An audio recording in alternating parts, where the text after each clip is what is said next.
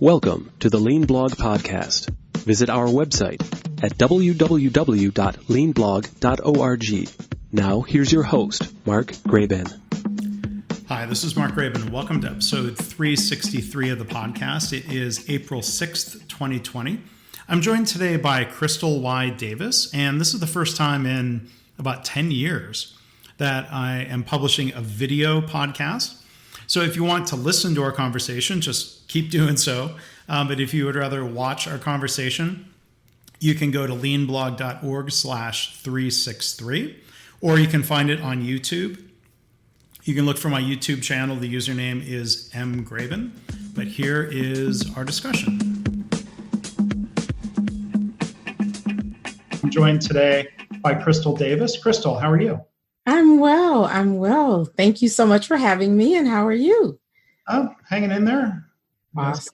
I know it's harder to answer that question these days. I know. Right? I know. All things considered, got my health and we're getting by. Right? Indeed. And, so we're recording this, here in on April 6th, and we're going to talk a little bit about Crystal's thoughts on, strategies, what's happening these days with COVID-19 and disruptions to business amongst other things in our lives. But I was wondering if you could just, start off, introduce yourself, looking at your LinkedIn profile, you're sort of like me. You've got a lot of things listed that say some date to present. You have a lot. Tell us about that. Awesome. So Crystal Y. Davis, and the primary company that's listed there, the Lean Coach, Inc., that has been a consulting company that I started about, I think we're in year 5. And that's the primary function of what I do in terms of serving our clients, and basically in the Lean space, but a little bit broader than Lean in terms of what we do. One, we focus on transforming leadership and leadership cultures. So all people, in my opinion, can be leaders, right? Not just by position or title. So we work to develop those as we're developing their problem-solving skills. And we help companies with their growth strategies. And then we help them to align their continuous improvement and business strategy. So that's the Lean Coach. You'll also see on there your corporate confidant. So I am a certified leadership development coach. And so I often will just do executive coaching. These are leaders who aren't necessarily interested in Lean or transformation or any of that work. They need a confidant. And I have found in the other work that I do in the Lean Coach that oftentimes leaders don't have a space where they can just be transparent about decisions that they have to make and concerns that they have. And so I serve as that confidant. And then the newest one actually is M+. And so that's actually a managing partnership that I recently joined with a couple of other, there are actually 8 of us total, Lean practitioners mostly. And then some people that actually do work in organizational design and development, leadership. And so we came together as a coalition with the intent that we wanted to be able to serve the community in a different way. So people who might be interested in Lean, or organizations interested in Lean, but they're also interested in how we actually deal with people. There are a lot of things that we talk about in the Lean community around respect for people transformations, behaviors, characteristics, mindsets. And so that's kind of how this coalition of practitioners came together under this M+ managing partner relationship. So, and you're working with some other people I know. Yeah. Varying degrees, if you want to say. Or... Yes. They're all amazing. So I'm pretty sure you know Muhammad. And Paul, and I'm thinking, who else would you know? Sonia. Sonia. Okay. Yeah. All right. Yeah. And y'all did a virtual summit last Friday, right? We had a virtual summit. Oh my God. So we had a virtual summit last Friday, and Mark, I was glued to my chair because I had heard, roundabout, I of course knew what I was presenting. And we'll talk a little bit about that as we talk about the business impact of COVID-19. But I was glued. The content was just superb. superb. Yeah. I mean, Sonia talked about leadership. She talked about how now is the time where leaders need to, put compassion over compliance. Mm-hmm. And, as it relates to how you measure productivity and performance and redefining those things. We had a conversation about the 9 signals of a toxic environment and how that plays out in a remote work environment. I don't know how many Zoom calls you've done where people will say things that aren't so nice. Over the last I've been a victim of a Zoom bombing because of somebody's happy hour. Is that what you mean? No. Or just within meetings? Just as in meetings, whereas, in a conference room setting, you might be aware of being politically correct, whereas on Zoom, you've got other stress factors at home and just not so and just in general, people are stressed. And so people may make comments that are just snide. And, how do you manage that when you're working remote, when maybe in the office or the conference room, you can go by the coffee machine and say, hey, that comment was probably out of line. I was feeling this. Well, now that you're remote, it's an intentional phone call or an email. Are people going to do that? Right. So just the content was just absolutely amazing. Muhammad actually talked a little bit about this framework that talks about, working in complex problems and crises like what we have today, and how people ebb and flow between simple and complex. And, you got to be able to manage all of those swings. We talk about change management. This is not even just change management. This is like, you have people who have a whole household full of people trying to get work done. Yeah. So. I've seen people's kids and pets and in the background of Zoom meetings. Have you seen those? Sometimes in the foreground. Oh yeah. Have you seen the ones where the spouse doesn't know they're on a Zoom meeting and they come out in their bathrobe? It's just all sorts of stuff. Yeah. Yeah. Yeah. So new risks that we didn't have before. But I'm curious with the virtual summit, was it always planned to be that format, or was that a reaction to the work from home COVID-19 era? It was actually, we were planning to do a virtual summit, but we were planning to do it, let's just say like a month and a half from the time we actually did it. So we pulled it together in a really short period of time because we felt like the topic, the fear of leading in uncertain times was so apropos now. Yeah. So. And I know it was a live event. I wasn't able to attend. Is there going to be a way for people to pay to access the recordings? Absolutely. They actually met on Sunday. I couldn't meet with them on Sunday to talk about how we repurpose the content and make that available to people for a low price point. So I will share with you anything that they come up with. Okay. But the content was amazing. It was absolutely amazing. And I'll put a link to that.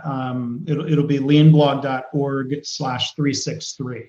Okay. Page for this episode, so the viewers or listeners can go find that. For anyone watching on YouTube, I'll put the link in the description. Awesome. Thank you. Of the video here. And then one other thing I was curious about, I thought was an interesting part of the model, because I did, Mohammed Saleh had emailed me about it and asked me to check out the page, and I already had too many things scheduled that Friday. But one thing that jumped out at me, it was sort of a bit of a choose your own price model. I was wondering if you could share a little bit about that, and what was the hypothesis with the experiment, or I'm curious how that went, if you don't mind sharing a little. No, absolutely. So basically, we had a price point in mind, of course, before all of the shelter in place came sweeping across many states and or counties. And then once it became across the nation and, more governors were getting on board with this, we just decided that based on what we were seeing in the marketplace, a lot of even extremely well-known speakers, authors, content providers were giving things away free. Mm-hmm. And so we went away from the model of, here's a static price. We really just wanted to make sure that for the content we had, people had access. And so we made it just a donation. I think we referenced the price point, but we made it a donation because we talked about how some people, when they see donation, they don't want to insult you, right? Mm-hmm. But it also was one of those things where we didn't want it to be a barrier because people are being impacted so greatly by what's happening financially, job loss and things of that nature. So that's how we literally had this conversation like maybe 2 to 3 days before the conference actually launched. Yeah. Yeah. Well, I think it's good that you did that because, like you said, there's a lot of people who are out of work or might not have the ability to do that. It's interesting to see variable price models. Our friend Karen Ross does a similar thing when she works with people. She says, more or less, I'm paraphrasing, I don't know exactly how she puts it. She asks people to pay what they think it's worth. They think it's worth. Mm-hmm. And she did that pre-quarantine. Yeah. That's been her model, and it's been very successful for her in terms of not setting a particular price point. So. Yeah, I mean, I've experimented with that. I've published some books, or at least done the initial publication through a platform called LeanPub, which has a choose your own pricing model. So you can set a suggested price, and you can set a minimum. That minimum can be 0. Right. And then I've seen it's really surprising, like maybe 1 out of 20 buyers chooses to pay more than the suggested price, which is an interesting dynamic. That's very interesting. So it's interesting to see that you all were experimenting with that here with your virtual summit, and that was done through the M+. Right, that was through the M+ partnership. Yeah. Okay. Yeah. And so it's interesting because we did decide with it moving so quickly, we were just going to treat it like an experiment. We were going to, take our lessons learned, and we plan to continue doing other summits and offering valuable content. And so we'll just, I think we had a lessons learned. Well, we actually started collecting our lessons learned. So. Yeah. Well, good. I'm sure it sounds like there'll be an opportunity to try it again, and every time a little better, right? Absolutely. And it was so much fun. It was really, at first I was a little nervous about it, with 8 people, coming together and everybody gelling. It was a lot of fun. Yeah. Yeah. Well, good. Glad to hear it. So we're flipping the script a little bit. Like regular listeners will know, like I usually have a pattern where the next question after introductions is to ask, so how'd you get introduced to Lean? And we both had some shared background within the General Motors realm, and I think we'll come and talk about that later. Okay. But we've already mentioned COVID-19, and that was one thing we were going to talk about here. So I was just kind of turn it over to you in terms of what are you seeing in terms of how COVID-19 is disrupting businesses? What are organizations or individuals trying to figure out these days? Oh, it's been a whirlwind couple of 3.5-4 weeks for some folks that I'm working with, and even just following other companies. So you have a myriad of things going on from companies, small businesses, and we tend to think of small businesses as just like your kind of mom and pop. But, small businesses can have up to 500 employees and make millions. Excuse me. But, as it relates to what these companies are thinking about, they're thinking about, 1, the safety of their employees. 2, they're thinking about, can they sustain the payroll? Mm-hmm. 3, do they have enough cash flow to sustain the whole business and all of the other business expenses, whether fixed or variable? And 4, do they need to pivot their services with all of the uncertainty around how long this is going to last? And then, most of them are trying to understand if they take advantage of the benefits of the CARES Act, whether that's, through the payroll loan or whether it's through SBA loans, can they actually afford to take on more debt? right? Even at very low interest rates, but even still. at very low interest rates, because if there's no revenue coming in and you already have debt and you already have cash flow issues, that's a tricky bag. And so you see a lot of companies that have already made a decision to lay off, I'll say non-critical employees. Some have made a decision to lay off critical employees, which I think probably, honestly, my personal opinion is it's too soon. But that's, I don't say that in judgment. I say that in not having enough information to understand if they just had no other choice, right? Right. You don't have the money to pay people, and the payroll information isn't coming for another 5 weeks, right? So, but I think this is a testament to how people lead. And so one of the things that I've been saying is it takes courageous leadership to stand up to a board and say, no, we're going to hold on to people and, we'll figure out other ways to make revenue on the back end. And so in my talk at the summit, I talked about these 3 phases that companies are in right now. One is crisis response. The second one is survival. And then the third being recovery. And so when you think about the crisis response, like, maybe the first 14 days to 30 days, they're just trying to figure out what they need to be doing, whether that's how can we get people to remote work. Some manufacturing companies are trying to figure out how can we have only 10 people in this one work area or another work area and be able to prove that you can keep people 6 feet apart. And so you just have tremendous amount of challenges. Right. I was reading an article today about, food producers. Like, they were getting orders from restaurants and from large grocers, and with reduced hours and all of these types of things. They were getting orders from schools and, employers who have cafeterias. All of that has come to a halt.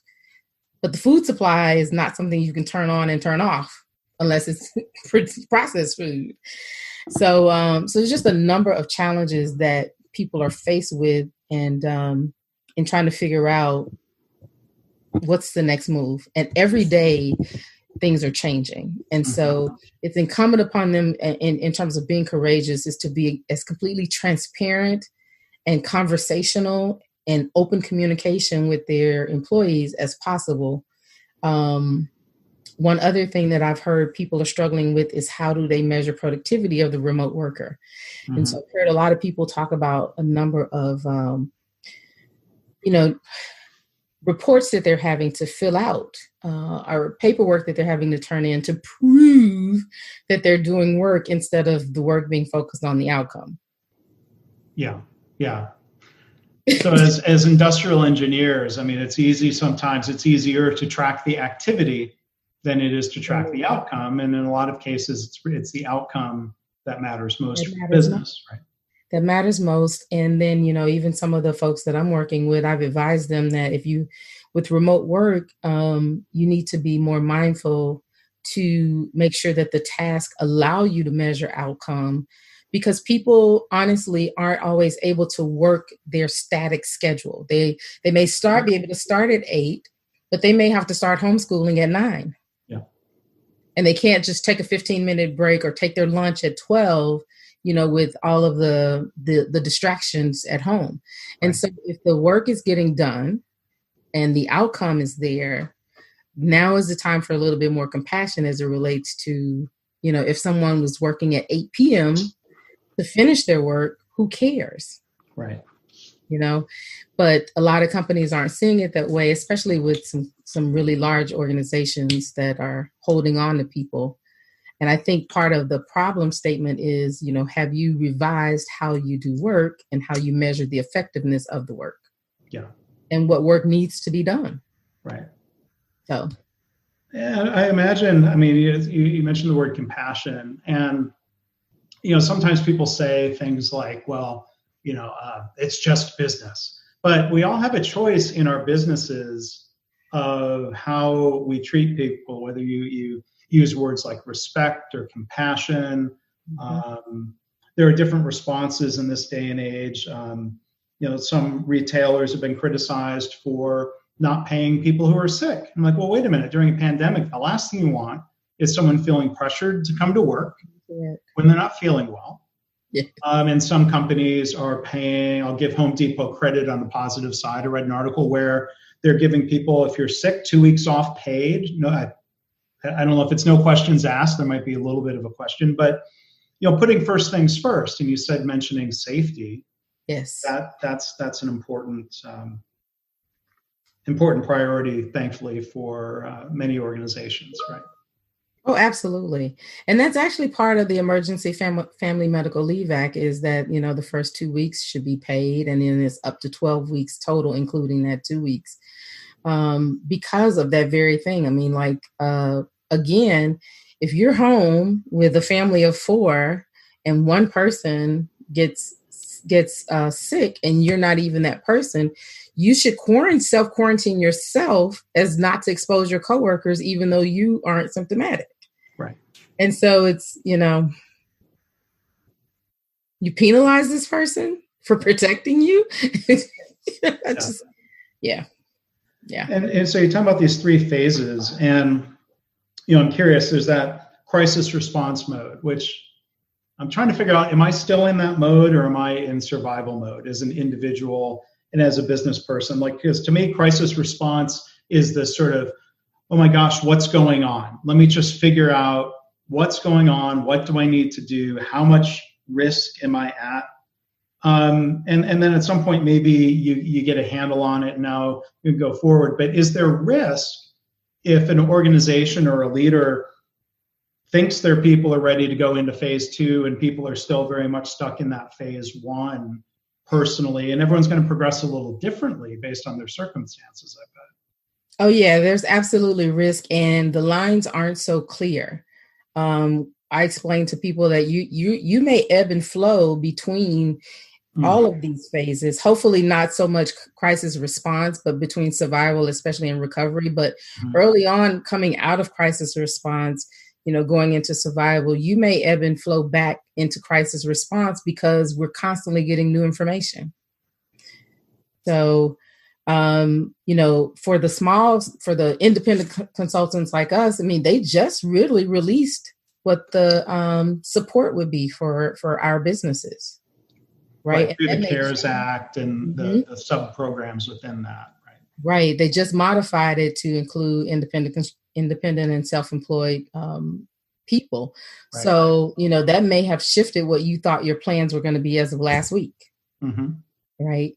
And not necessarily that it's a panic, if you will, but it may shift you back into, well, oh my God, what does this mean for me? Right.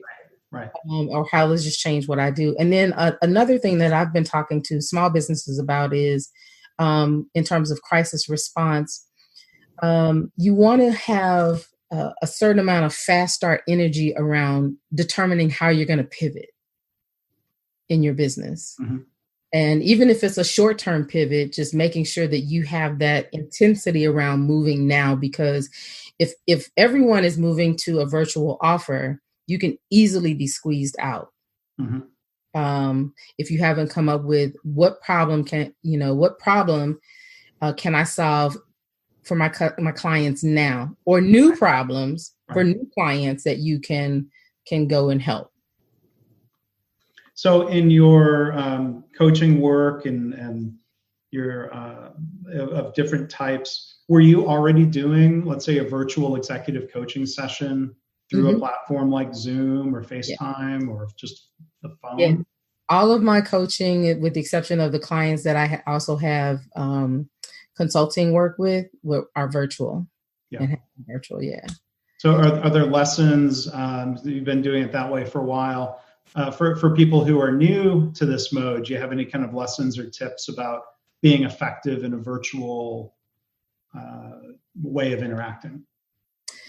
Well, I think I do. I think it all depends on your personality. So, I'm not camera shy, and I'm typically, me, whether I'm in front of a camera or in front of you. So what I try to make sure that I do is that I'm just present. and that the client can feel my presence. They can feel me engaged in what they're experiencing, so that, they may have certain body language where on camera they feel like they just need to be stiff. I have to learn how to see things, facial expressions, or really listen intently to make sure that that I'm not missing anything that I would see if I were sitting directly across from them. Yeah. So that's the biggest one. One, you as a coach, just getting comfortable yourself. And then two, kind of setting the stage for the client to let them know. And then the other thing is I actually engage with them virtually. So as we're talking through challenges, I may pull up a Google Doc, and I'll share it with them. So we're both sharing in that Google Doc, sharing thoughts or ideas, or I may give them assignment and I'll say, hey, for the next 10 seconds, I want you to just write out everything that you're feeling about that situation. And you have them do that live. So you see them typing as they're typing. I have them do it live. So finding different ways to engage with them as though we were physically there. If I wanted a whiteboard session or any of that, I do it virtually. Yeah. And create an experience. So it's really about defining what you want your user experience to be, and then show up in that way, and then help them overcome any challenges that they have with being camera shy or all of that kind of stuff. Yeah. Maybe let's talk a little bit more about pivoting, because I can think of a couple examples. A health system that I have been working with a lot, which meant traveling and flying to that location 3 times a month. Now doing some support and keeping in touch virtually. But hearing about some of the clinics that have been, one clinic in particular that I've been working with, there was some short-term kind of reactions, some short-term countermeasures that were very necessary. So for one, trying to practice physical distancing, and this was in a prenatal clinic setting where the mother had to be seen. There's a second part of their pivot related to that, but for patients who are physically there, they're trying to maintain physical distancing and amongst the staff. And I had heard they started using walkie-talkies to communicate amongst staff in different parts of the clinic. And then the feedback, the comment I heard from one of the people there was, you know what, we might keep doing that after things go back to normal, because they found that there was a real efficiency benefit to that. And then the second pivot is that this health system really made a heavy push toward expanding telemedicine visits. And thankfully, I think it was just through Medicare, Medicaid. I don't know how the private insurers are handling, but being able to reimburse telemedicine visits. That's something that hopefully becomes part of the new normal in a way that's not bad financially for the healthcare providers. Absolutely. I had actually read something where a lot of private insurers were, they were totally against it before, and now they're giving into that. So I'm hoping that that's something that will remain in place. Yeah. And then the second example is just more from a local restaurant in Texas that we like going to. It's owned by 2 chefs who work together, very much a local business. And I don't think they ever did takeout other than doggy bags you might take home, right? Right. It just wasn't part of the model, but nowadays, the shelter in place, and now it can only be takeout. They've had to put in new processes. They've had to tweak their menu. They're doing some things that are, I saw the chef in a Facebook video, which might be part of the pivot, right? They're trying to engage with their fans and their customers in ways that they might not have felt the need to do before. And Chef Bob was talking about take and bake items that they had started doing, or half baked and whatever. And in one video, he said, some of this is working so well, I think it's probably going to stay around, because they might be noticing that there's an opportunity to utilize the kitchen in off hours that aren't the lunch peak and the dinner peak. Exactly. Even in the morning, or they can pay people to make use of that fixed rent expenditure and fixed kitchen capacity in a way that, it's I'm sure it's tough now, but it might, in long term, hopefully, it helps them recover and not just survive. Oh, absolutely. Absolutely. I think that pivots like that are so essential. And, you think about how people, for me, what I've thought about mostly is how people have been able to shift their mindset. Things that they would have said no to before, they're so open to right now. And it's opening up so many opportunities. I mean, like, how long has Butcher Box been around, or all of these other meal prep order restaurants could have been doing this, but Yeah. They were right, sort of stuck in a comfortable, this is stuck the in way it. we've always done it, Yeah. right? They were stuck in a comfortable position. I mean, so I have an example with a plastic surgeon and med spa owner. And the Surgeon General a few weeks ago came and said, all non-elective services.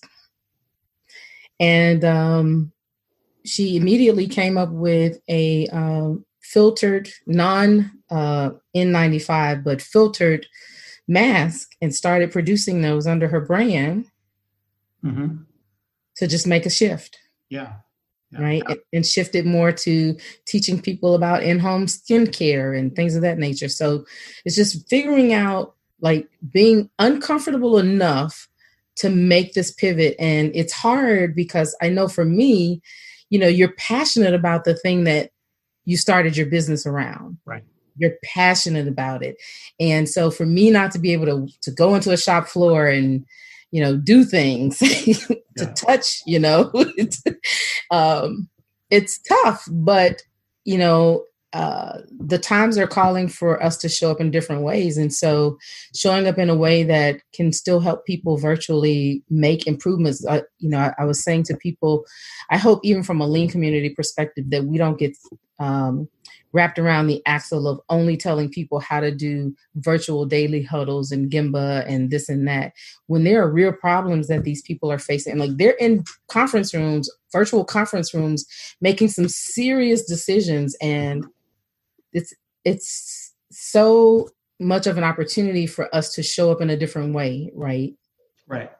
Well, it comes back to what we were talking about earlier. We could be pushing, instead of measuring different things, we could be pushing activities or listening and figuring out what are they trying to accomplish, or, as you put it, meeting customer needs. And we think, as lean practitioners, we can be inspired by, there's so many stories about Toyota over time of trying, and other companies as well, of redefining some of what they're doing because they've understood better the need and the job the customer is trying to accomplish. We can do that as consultants, and likewise not be. And I'm trying to reflect and think about this.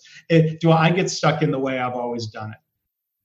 I've talked to a lot of practitioners who are. I mean, we're so connected to some of our own rules that we can't get out of our own way. And, we've talked before in the lean community about companies and organizations saying, lean, that's the same old, and, thinking they need to be agile or doing something different. When at the end of the day, this is a huge problem. It's creating so many problems so rapidly for people that this is the time we show up to serve as problem solvers. Yeah. Right. And so I can't have a 5-day Kaizen. I don't have 5 days. Yeah. We have 2 hours to make a serious decision that's going to impact people's lives. How can we do so in a structured way that helps me make sure that I am defining the problem appropriately? And I tell people, the data from 30 days ago, it's useless. Yeah. We have to find new ways to collect data and intel, right? We have to think like AI thinks. What kind of questions can we ask? What kind of, communication can we glean from to make rapid decisions about things that the problems we need to solve today? Yeah. Well, and earlier you mentioned, and I jotted this down, I mean, you mentioned experiments. It's not so much of having the solution, but going through these rapid cycle experiments to test a hypothesis, to figure out what's working or not, refining it, tweaking it, right? Absolutely. I mean, can you imagine We both have a background from GM. Can you imagine them thinking, oh, I've got to make ventilators now? Right. Right. But then I read an article today that the founder of Dyson, he designed a ventilator in 10 days. Yeah, I read about that. Now, what was the design cycle before, Mark? 2 years? Yeah, good. That's a great question. Yeah. I mean, GM and the other Detroit automakers have gotten faster in their development cycles, but 10 days? Yeah. I think there's a bit of a race because Tesla, I read, is designing a ventilator that's built based on Model 3 parts. So like the ventilator display is literally the display that would have been in the center of the dashboard. And there's other mechanical parts and pumps. I just imagine Elon Musk wants to get his brand new Tesla ventilator out to market faster than GM and get one out, partnering with another company. Right. This competitiveness would be, it can be interesting to see how that plays out. I think for good benefit. Oh, absolutely. But I think more so than just the ventilator itself, it's going to drastically disrupt design cycles. Mm. Tell me more about that and what you hope will. Mm-hmm.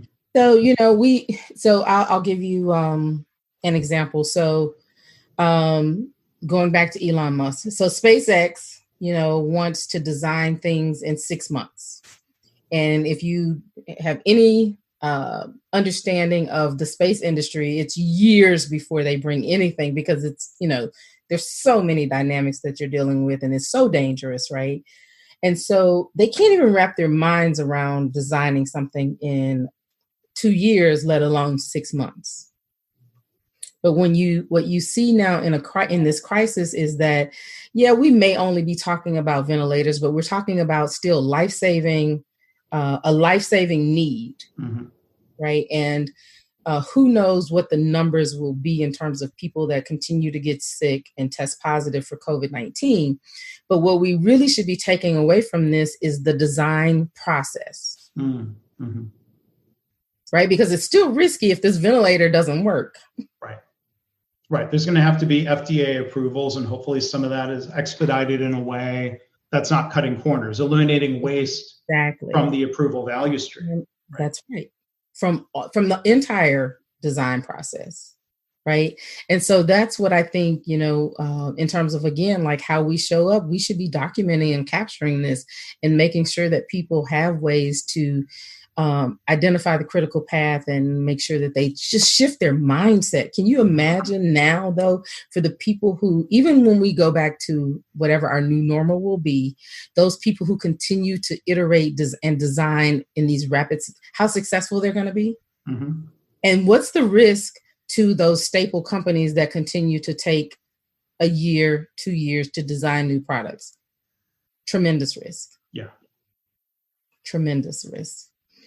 So that's part of going through survival into recovery, in some ways being stronger than we were before. Stronger than we were before. And the survival phase for what I described earlier, that's really more aligned with somewhat the pivot, but also making sure that you're viable for the next short-term duration, next 6 months, 4 to 6 months. Right. Survival first. Survival first. Mm-hmm. Right. And if companies can figure that out, that they have a plan to survive, there may be some loss, right? You might have to ultimately end up laying some people off if we go past the 12 weeks of the CARES Act. Hopefully they'll come out with more, but it's really about making sure that the company is viable. So the first is, can we save the people? Can we keep people employed? Right. Because it's going to spur the economy. But then secondly, can we remain viable over the next 6 months? And what kind of short-term pivots do we need to make to do so? Which ones of those pivots will become longer-term plays? And then I think that this is also opening up opportunities for people to just pivot, make a complete shift in terms of their offerings. Yeah. So if it's all right in the time we've got left, you talked about pivots. You've made some career pivots. So yes. Do you mind going down memory lane a little bit? Absolutely. So I got my start in the automotive industry right out of college. And I started working. I started working as an industrial engineer right out of college. And about 2 years after I graduated, I started working for Packard Electric, which was part of General Motors. Mm-hmm. And then probably about maybe 2 years after I started working for Packard, we became Delphi after the split. Yeah. And so that's where I actually got my lean background. I was working at a plant in Maquiladora in Juarez, Mexico. And we were making oxygen sensors for every single GM SUV made. And, you know, during the late 90s, SUVs was all the rave. Yeah. And so we used to produce probably about 90,000 oxygen sensors a day. Wow. And the quality was poor as hell. The data backs that up, I know, right? I suffered through that type of thing in the 90s at GM also. It was bad. It was bad. And so with this new separation, we had competition. And so we were placed on new business hold, and GM told us we had to get our act together. And our plant manager said, okay, well, we've got these books, these Delphi manufacturing system books. I don't know what they mean. Let me blow the dust off of them. And there was a group of engineers. We literally learned the engineering group, the manufacturing supervisors, and the quality supervisors, production supervisors. We all came together. We read those books and we just started experimenting. And in about 18, no consultants. I was going to ask, because where I was at GM Powertrain in an engine plant in 1995, GM had hired some people who were basically internal consultants full-time at our plant. One guy was from Nissan, one was from Herman Miller, I think. A couple were from some Toyota suppliers. And those were incredibly helpful mentors for me. And then we got a plant manager who was one of the original NUMMI people. Oh, wow. He was a GM guy who was sent to NUMMI. So then he came in. So that was, anyway, but yeah, similar experiences. But so I'm curious then, without those coaches and mentors from the books, what happened? No, so we actually, we bootstrapped everything. And in about 15 months, we turned the entire plant around. We remodeled all of the work cells. And let me tell you how bad our quality was. So I had set up a 32-point inspection sale, meaning every oxygen sensor went past 32 sets of eyes. Here, no vision systems. You mean 32 people? People. Yeah. Okay. How many things were there to inspect for? I guess there were that many things, or what? There weren't, but and we still had escape. Yeah. Right? 85%, right? So we ended up turning things around. We created, we put in a lot of Poka-yoke. We put in a lot of work cells that we leveraged, touch and go, so that the person wasn't tied to a machine. They could touch, execute, automatic reject, just a lot of things that are commonplace now. Yeah. We put into place and we turned things around. We became a showcase factory. And that ultimately is what launched my internal consulting career. Because after that, I was pulled on a team to go around and help troubled crisis facilities. And that's honestly, to be honest with you, that's how I learned so much about the broader business aspect and the people aspect of lean, because it wasn't one size fits all. I couldn't just stay in that engineering mindset of I'm only focused on the process. And so that launched my lean consulting career internally for Delphi. I moved around to a lot of different locations until the end of my career at Delphi, which came when the automotive industry tanked. And during the Great Recession? During the Great Recession, I was laid off, but I actually was able to escape, before that became final. But I was made aware that I was on the list. They had reached that point. Yeah. I mean, more than a third of our plant, at the time I was in Mississippi, more than a third of the plant was dark. And we were just losing work rapidly. So after that, I went to go work at Coca-Cola in their supply chain. and in the bottling distribution aspect. Now, the Coke company, the parent Coke company, had already been on the Six Sigma journey for a few years. The bottling company had not had any real continuous improvement, initiatives going on. Yeah. And so I was a team of 7, I think we were, introducing lean to the entire bottling and distribution industry. So from the time we bottled all the way to the shelf was considered the supply chain. A shelf somewhere, a shelf, a machine, anywhere, everywhere. The system was as big as the U.S. postal system. If you think about everywhere you can find a Coke, it's huge. It's huge. So introduced the philosophies there, and it really was, for me as a practitioner, a huge shift. One was getting and seeking the buy-in from the leadership team, because they were just told, here's what you're going to do. And then 2, and then here, the other thing was continuous manufacturing. Like, you don't bottle one bottle and then stop. It's like, no, 1,200 a minute. Yeah. That's flow. That's flow, right? 10,000 gallons of liquid has to go somewhere. And so it was quite intriguing. It tested me. And I actually ended up working. I suggested that we work. I had worked with, not at the time of my first encounter with lean, but I had worked with Mr. Yamada, Delphi, and we had partnered with LEI on their lean business partnership. And so Mr. Yamada came in, and one of the things that I found beneficial from him was he was able to have those conversations with the most senior executives where I didn't have that level of influence at the time. And then the other thing was having that one-on-one mentor-mentee relationship. I learned things that I'd never seen written in books.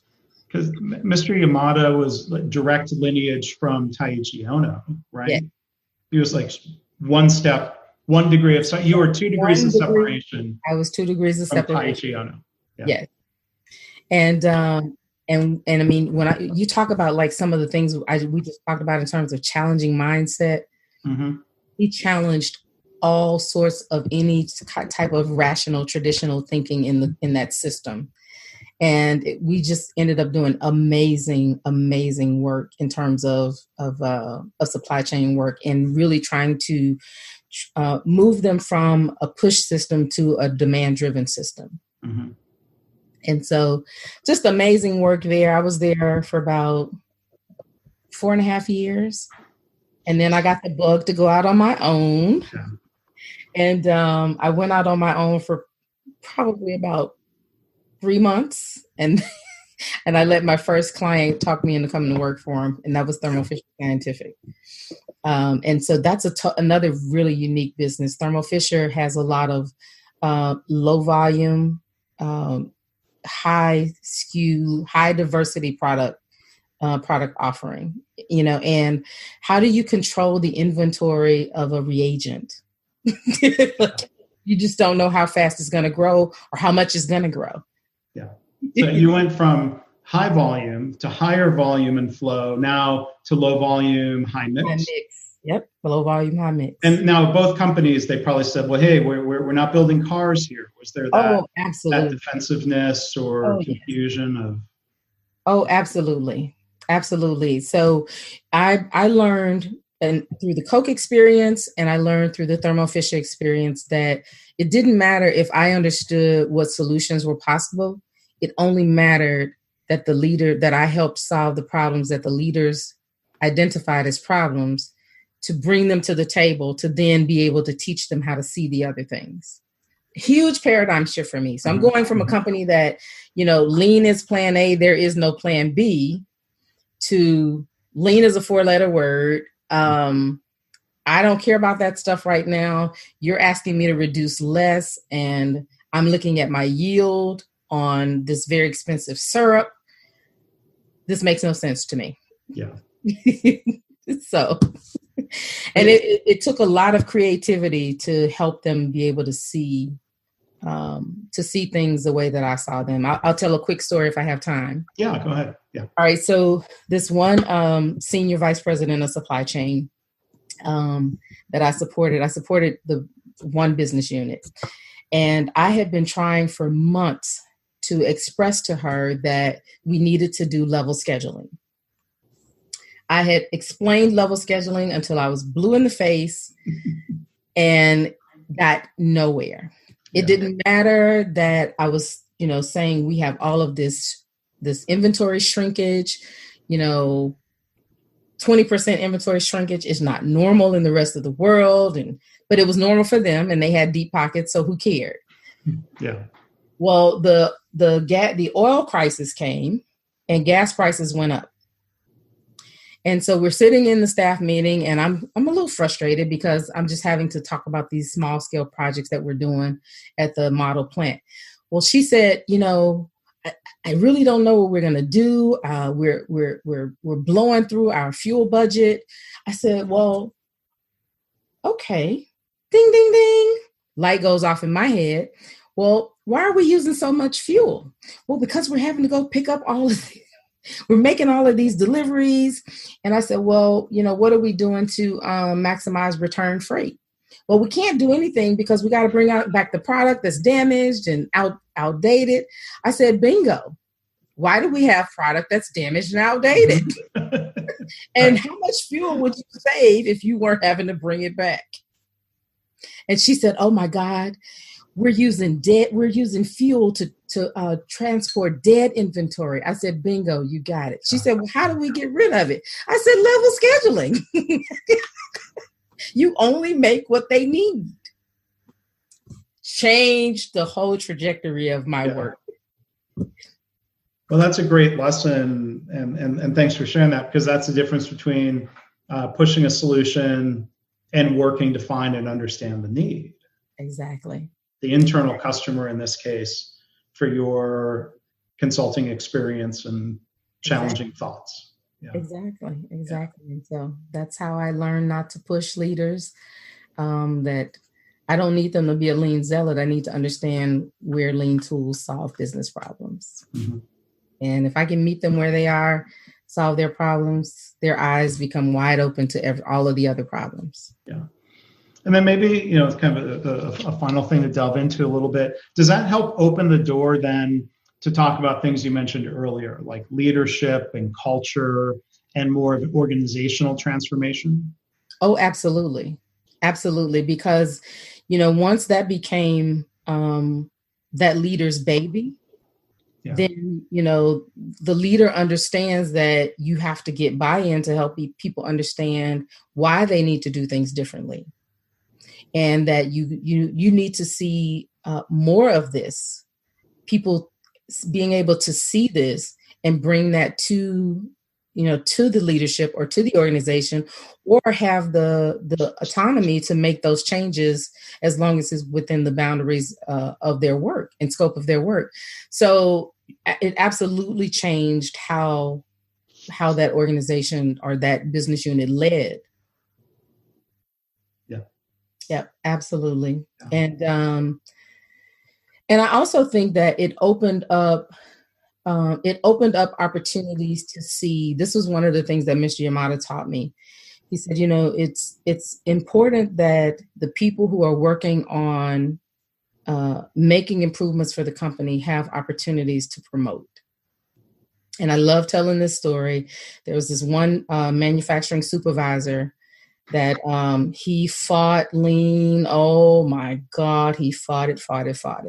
And then when we started this project around leveling, he fought that too, because he was always rewarded on getting the most production out and at using the least amount of waste in terms of product yield.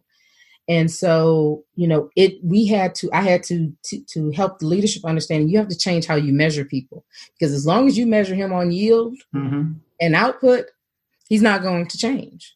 Yeah. And so that drove some changes there. But this particular manufacturing supervisor had always had a dream. He had worked at the company for 43 years at the time I started working with him. He came in as a teenager. on the line. Okay. He had always had a dream of being a plant manager, but told he couldn't be a plant manager because he didn't have a college degree. Yeah. When we started down this path and this project, he got so much visibility. Once he finally came on board, he got so much visibility. He helped us, to understand a lot of other nuances from the production aspect that we were able to take and mimic across the system. And he finally was promoted to a plant manager. Oh, good. Yep. They guess they realized he was good enough. They made an exception. No, they changed the rule. They changed the rule. They changed. Okay. Like, why would that hold anybody back if they have the experience? Yeah. And we're now creating a lean culture. Yeah. Right. Yeah. And so I often talk to companies about how your succession plans and pathways are right in front of you. You just don't know how to tap into them. Yeah. Yeah. So that's great. So, you had all those different experiences, and then just to help wrap things up here, nowadays, what industries, what types of companies do you support now in your various coaching consulting work? So manufacturing and supply chain will always be my, they have my heart. Yeah. But a couple of fun ones. I'm working with a company that works in property preservation for the default mortgage industry. Mm-hmm. It's all data. Transactions, and I'm working with a board certified plastic surgeon in med spa. Yeah. So quite interesting in helping a small organization to increase their profitability and grow and have good stable processes. Yeah. Very cool. Very cool. And where can people find you online if they want to learn more about your work and services you might be able to help them out with? Absolutely. Thank you. So the best place is on LinkedIn, and it's Crystal Y. Davis. And then our website, theleancoachinc.com. Theleancoachinc.com. Yes. So I will put that in the show notes on the blog. Again, that's leanblog.org/363. Okay. I'll put it in the comment or the description on the YouTube page. So thank you, Crystal, for not being camera shy, and thank you for having a lot of stories and thoughts and insights to share. Thank you. And thank you so much for having me. And please continue to be safe. Yes, you too. All right. Go help the world solve some problems, Mark. You too. Get back at it. All right. Thank you. Thanks for listening. This has been the Lean Blog Podcast. For lean news and commentary updated daily, visit www.leanblog.org. If you have any questions or comments about this podcast, email Mark at leanpodcast@gmail.com.